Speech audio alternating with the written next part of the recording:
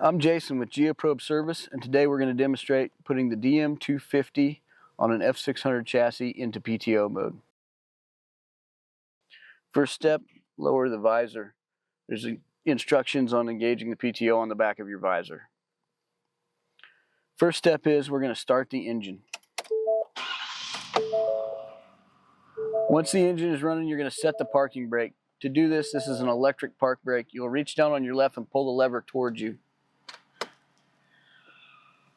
After that, we'll shift the transmission into neutral and press the auxiliary 1 switch. Once auxiliary 1 is switched, you can verify that your air pressure is at 90 psi. Then you press and hold the brake pedal and shift your air shifter into in. Okay, at this point, the two red lights did not illuminate. So from here, we simply put the thing in reverse.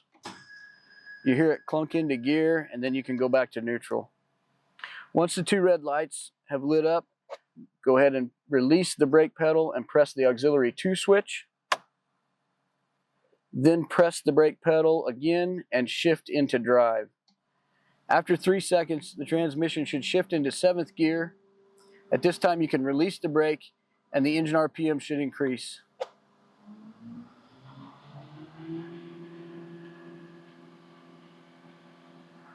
You're now in PTO and ready to drill.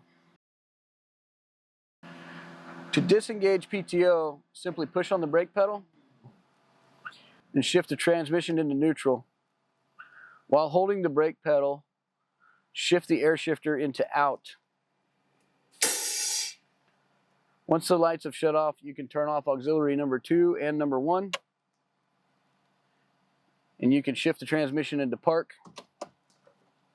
Hold the brake pedal down and push on the park brake switch to release the parking brake. At this point, the truck is ready to drive.